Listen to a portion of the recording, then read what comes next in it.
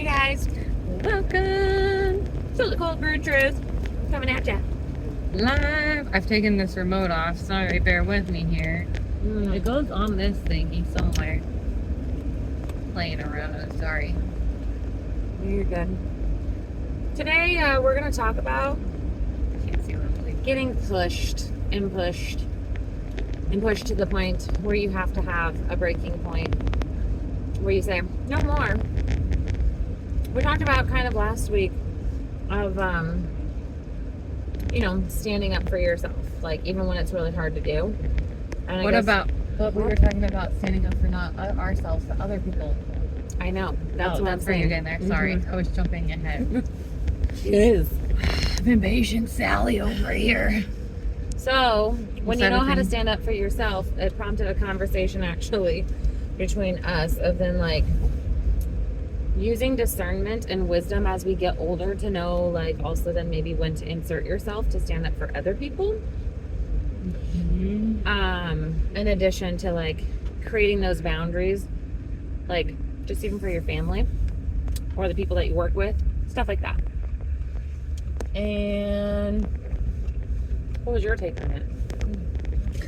Well, I think, what led us on this conversation was I had heard through a family member of a family friend who recently was having some trouble and he needed help, and he had reached out to my family member and was like, hey, I need your help. And this family member of mine said, my plate's too full, I can't help you.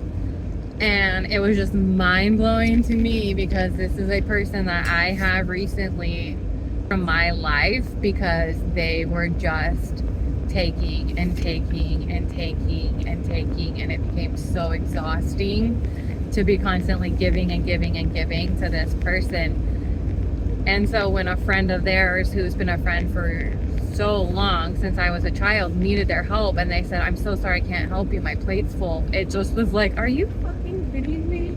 You cannot even like find a inch of your time to give to him. Like it was just selfish to me, and again mind-blowing. But then we were talking about how there are so many of those people anymore that will take and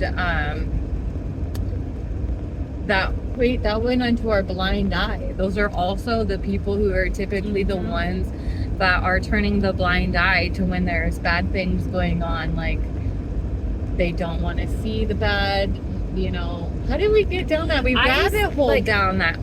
We gotta retract our rabbit hill. We're gonna retract our rabbit hole, not hill. Yeah. I mean, they went up the hill and on around it. It's kind of up and out of the world. We squirrel sometimes, and then we have to go backwards, and then we're like, wait, how did we get on there? It originally started, the friend needed help, and they said, oh no, my plate's too full, I can't help you. And I was like, what the fuck? You do have the ability to help. You're choosing not to help. Well, and I think because I had asked you, just because again, just different life experiences and having people in our family. That's right. You were like, well, why won't you help? Why wouldn't you? And it goes back to like knowing when to insert yourself and when not to. And I really think that like that takes discernment and wisdom, which is gained over, the years, because oftentimes, sometimes we can very much so insert ourselves into situations that really isn't maybe necessarily our business or even our place to do so. Right. But I think we've also come to a point in the world and in life where there's a lot of people and so many things that are going on that are so not okay that like at some point, like you cannot just rely on the hope and humanity that like somebody's going to do the right thing, because I have learned, and life has literally taught me this, that too many people sit on the sidelines and are like, oh, somebody else has got it. Somebody else has got it.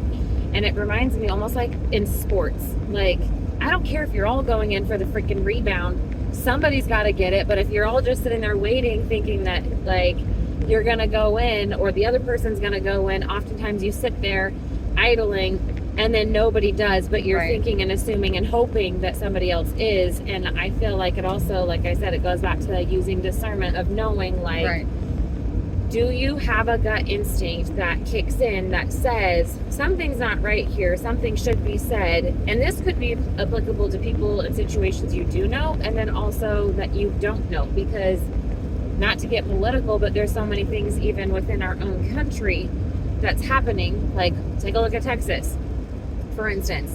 Like, the government in Texas is like basically defying the U.S. Congress, if you will, essentially, and saying like, nope, like, we're going to do our own thing because you're not stepping in and doing the right thing. And even though they're being reprimanded and being threatened, essentially, they're still like holding their ground and being like, nope, we're not going to allow you to come in and take care of things now, because we know that you're taking care of things isn't actually doing the right thing. So I think it goes back to us as individuals, like we the people, at some point, like, we have to start practicing what it is that we're preaching, essentially. And I think that, like, for us, like, in particular, this like, is where our conversation got started or stemmed from, but like, this is also where it became an actual conversation. It wasn't just a bandwagon of, ooh, I like what she's saying, let's hop on board. Because part of me was like, wait a second.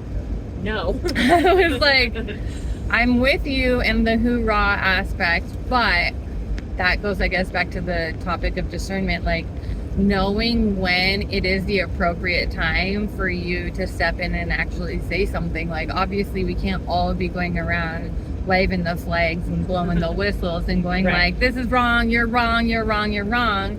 That's not what we're That's about. not what she was saying necessarily. Like, there is a place in discernment. So for the example, and this is where I came in, is like, should I step in and offer my help?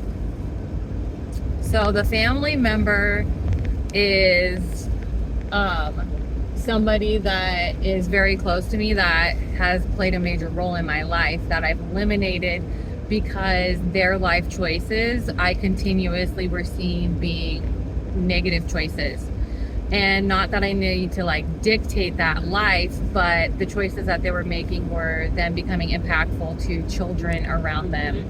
And not just one child, but multiple children's lives are being impacted by this person. And so the judgment call that they were making, I just became so Firm. I just disagreed with so many choices. It got to the point where I said, I'm no longer going to participate in your life for these reasons. And they said, okay. And that was that, basically. So, to hear down the grapevine that this person of their friendship needed their help, is it a position for me to then go around this family member that I have not participated with to insert my help for their friend? And that was kind of where our conversation was. If you've chosen to eliminate yourself from that person's life, is it then okay for you to insert yourself back in here and there when you feel like somebody needs help?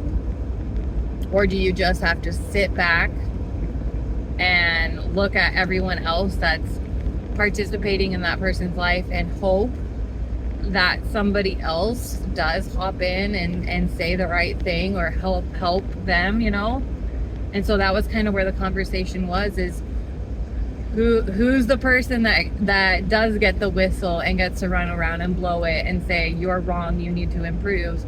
And who are the people that need to take the step back when the time is appropriate and say, okay, like, even though I could help, yes, can I help? Absolutely. Is it my position, and am I the right person to be helping for that job? But I think it also goes back to, like, using that specific example, was you also became privy to some information that was basically third-hand information, which also played a complete factor of whether or not to take action or not take action. And that, again, I think also has to be considered, because, and that's kind of what prompted me asking the question, was like, okay, so if you firsthand were witnessing something that, like, your intuition said, this is not okay, this firsthand is not right. Witnessing, not hearing from a third party. Hey, did you hear about your relative's friend, know, needing help or being in distress, whatever it may be? No, you are correct. And that's where, like, I think you're good to you know, with a good heart and a good conscience, know, like, no, it's probably not my place to insert myself, because at the same time, again, you also have to very heavily weigh out, like, well, where's this information coming from? Yeah. And is this a reliable source? And not that it's not a reliable source, but we also have to be very careful with the telephone game, because that happens in the world all the time. Like, things get misconstrued or exaggerated or whatever it may be. And so sometimes, like, people get so emotionally hyped up when it's like, well, but that's not exactly how that played out. And now you've inserted yourself in a situation where then you're like, up, foot and mouth, like, shit. Where Stephanie sent me this picture this weekend. Speaking of foot and mouth, she sent me a picture because I hate when people put stickers all over their car. Oh, yeah. I'm like, does that not just stereotype you right there? It makes me crazy. And she sent me a picture of her old car that she'd put a sticker on. And I was like, thank God that was just a sticker or something. Failing to forget the story I previously told her. Yeah, I forgot to. She texted me back going, well, unfortunately, it's a tattoo of mine as well. And I was like, well, put my foot in my mouth on that one. Really, no offense taken, because the sticker in comparison to what the tattoo is, mind you, that tattoo is literally this big. Thank God. The one on the car was a lot bigger. It's a star inside of a clover. Whatever. I don't know. I'm just one of those people that's not like, tattoos are like not forever. I'm sorry. Tattoos are not forever? I don't want that same thing on my body when I'm 95. You have tattoos. I have one. And that was my whoops. I'll never do it again. I always think it's a soccer ball and it's not. What is it? No, I drew it when I was 18. Foot and mouth. Okay, I'll tell you. It's not a soccer ball, but it totally my boyfriend, like when I was 18, paid for me to get it for my birthday, because that's how old you could be when you were in high school, or how old you were at 18. Okay, I had a hippie face. I don't know if I actually grew out of that face, to be honest, now that I think about it.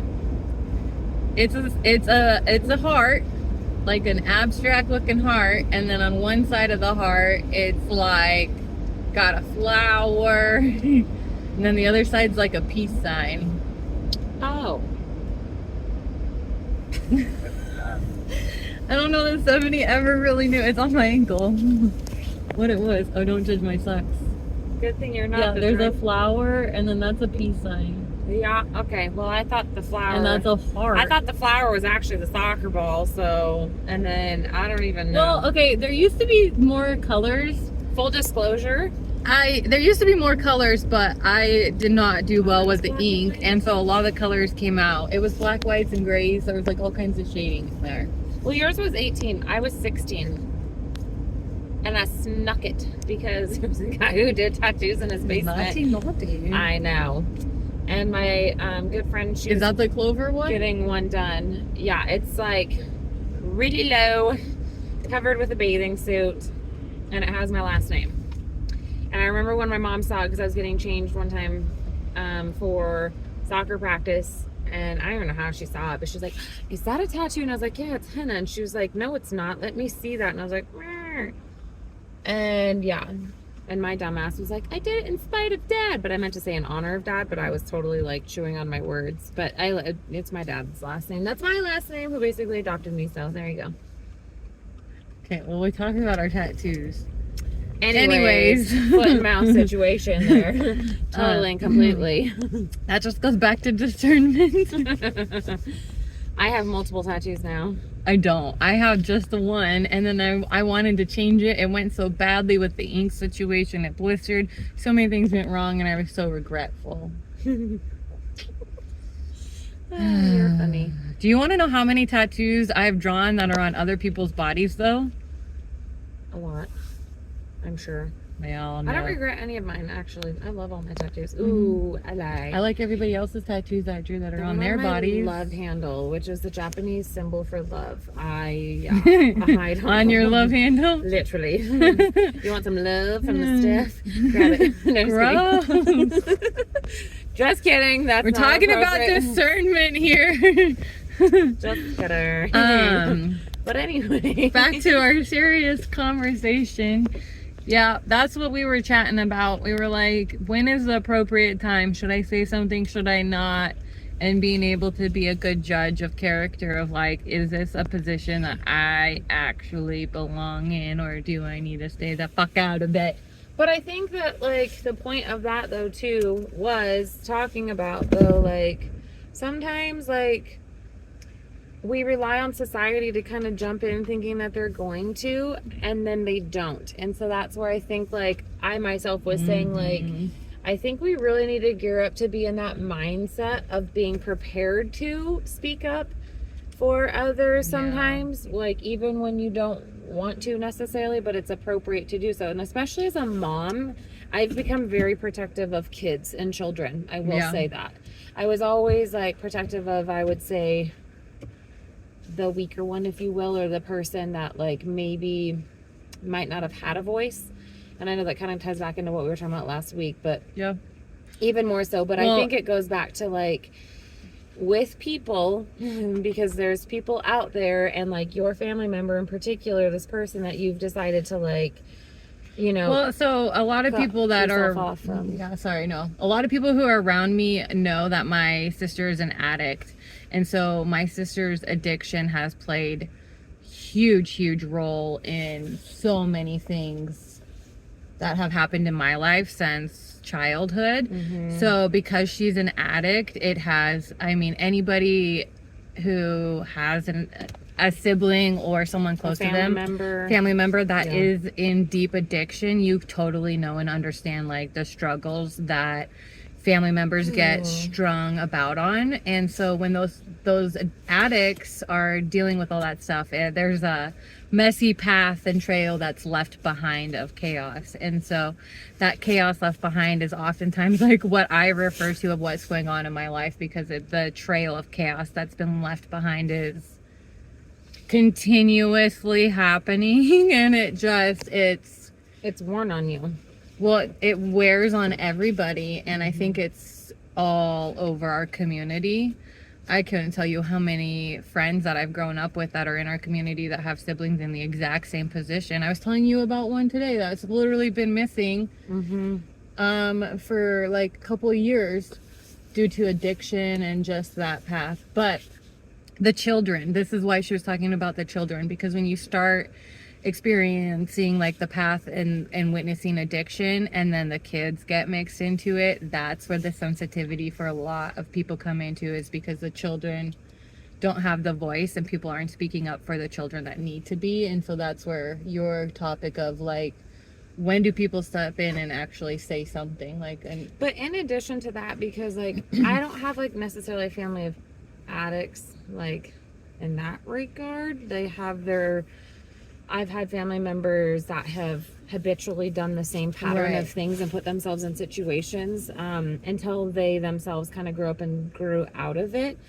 But then that also made them stay in kind of, like, that victim mindset or mode, if you will. And those people continuously, like, they will take and take and take and take. And so being a part of a family, like, that sometimes, like, it's hard to sit there and watch, because you see that pattern be repeated, like you said, through the children. Oh, it's generational. 100%. It is so generational that it's maddening. It's maddening how generational the addiction and the enabling go, and turning the blind eye of, well, like, let's wait till we catch them kind of attitude of, like, why would you wait to catch them?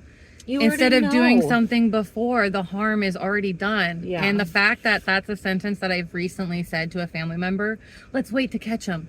Why would you wait to catch them till harm is already done, till children have already been hurt? Like, when did our mindsets shift to that manner of, let's wait until something bad has already happened, and not use that intuition and step in ahead of time and go, like, dude, there is something. But what's crazy, though, about that, like, if you were to actually be realistic with it, like, and they themselves, if they were actually living in, like, reality, they would realize it already has happened. The bad has already happened. But you're saying, like, essentially because you didn't see it with your own two eyes, even though your intuition knows it's still taking place, and you're like, but, you know, it goes back to my, like, original thought of, like, you're sitting on the sideline living off of hope and prayer that somebody else is going to say something or do something, when in reality it's like, no, you're the one that needs to. Are the ones like, I guess, like, for me in particular, and this is like even with my own family, and I've gotten a lot of flack for it lately too, because I'm like, no, I see it being like the same, like, where people are gonna take and take and take because that's what they know how to do, that's how they were raised, like, and so for them that's their mode of survival, I guess. And then, but then the people who constantly give and give and give, like, that's great to be a giver. I am one of the biggest givers. I love to give to people.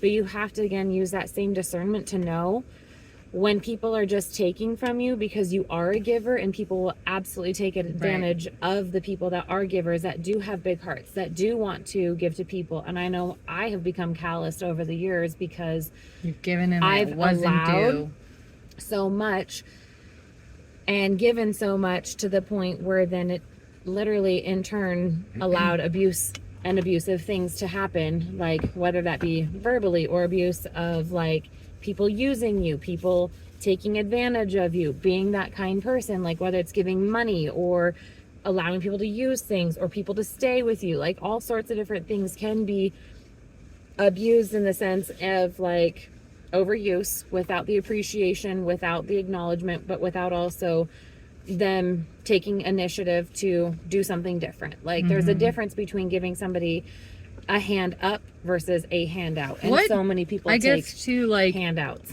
everybody's opinions are going to be different, and that's totally, like, I love hearing everybody's else's opinions on the matter, because there are so many different angles you can be looking at it to know. And I guess that's the true meaning of discernment, is knowing when and when not to. And here we are, we're just jibber jabbering about it. Who are we? Well, because I think we're trying to navigate it, and we're really trying to figure it out. And I think that it's practice. Like, you gotta, like I said, it's practicing what it is that you're preaching and what it is that you're saying. And yeah, you're not always going to get it right, but I think it's being willing to try to do the right thing. And then also, like, still holding firm with, like, what it is that your convictions are. And mine is just simply holding people accountable, like, honestly, like, and that's a two-way street. Like, well, I think growth is extremely important. And like how they always say, like, the people making growth are the scared ones, you know, the ones that are making the big changes and trying to make different choices for the next generation. I think it's up to you to decide if you want to be like that generation of growth, or are you just going to be that generation of, like, okay, let's just get through it, tuck down our head. I already know where I fell in there, but I know I buried my head in the sand for far too long because it was easier to not have to face things. And then it got to the point where I was like, well, we cannot pretend to be oblivious to things anymore. So I got to be willing to do something different. And it started with me changing myself, like showing up for myself in different ways. And then that then has trickled down to my kids realizing too, like, no, I'm still going to show up, but I'm also not going to condone, like, crappy things. And same thing with my family members too. Like, one of my therapist at one point said, it's really hard when you learn to start setting boundaries for yourself, and those healthy boundaries, and then when you associate with, like, family members and other people that haven't necessarily been practicing implementing healthy boundaries, to watch how it really, like, offends them almost when you set those boundaries. And it's like, well, I'm sorry, I'm not trying to offend you. I'm just literally, like, instilling what it is that I've set for myself. Like, and then people will try to guilt you into certain things, and you're like, nope, not gonna do it. Like, there's so many different ways that people will try and push and test those boundaries and see where you stand. And yeah, I don't know. I think, like I said, it starts with you being willing to practice, like, growing and changing, and then, like, at that point, like, it's only going to trickle down and outward from there. And it's hard because we have literally generations upon generations, including like not just you and I, but obviously like that's It's why we do everywhere. this podcast. I think that's too, it's why it's finally got into like our generation, our group of, well, we're millennials, dang it. Isn't that crazy that we're millennials? I know. The millennial generation seems to be getting rocked really hard, and I Yeah. don't know if it was just because of we were raised with like that mindset, whereas our generations before was shut up, don't say anything, just deal with it, that's how it is. And then we were told like, wait, the world can be different, and so we started asking questions like, why are you doing that? Yeah. And we started being nosy, and so maybe that's why, it's just because we were raised to ask those questions. But Yeah, Yeah. it does go back to asking questions. yeah, maybe it is I our don't know. generational thing. That's how our conversation literally got started, because I just started asking you questions. Like, We're nosy though. yeah. I I don't know that we're really nosy. I think that we're like thought-provoking people that like we like to challenge the mind. We like to challenge Yeah. like to societal learn. like Yeah. you know, trends and things like that, and be like, but wait a minute, like that doesn't feel right. That doesn't feel like Normal genuinely, or genuine, like, authentic. Yeah. like to my soul something about When the that does not authenticity feel right. isn't there, you will know it. Yeah. What do they say about authenticity? It's like the number one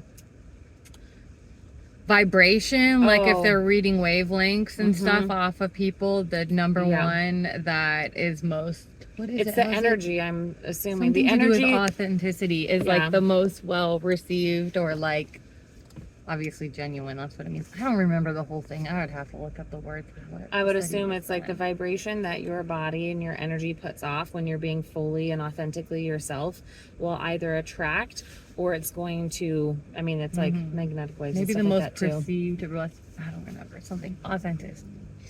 We'll find out. Discernment, that was another one. All right, what were our notes this week? Be Our a good notes judge were- of character. If you know something's wrong, know whether you are the appropriate person to do something or not.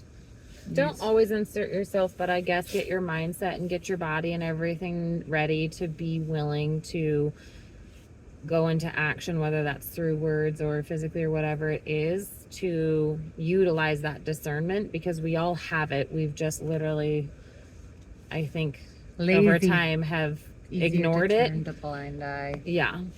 Because Yeah. we don't want to embarrass ourselves. So many people are so worried about like, oh, I don't want to. Like, what if I don't Embarrassment. know? Like, What is embarrassment? I know.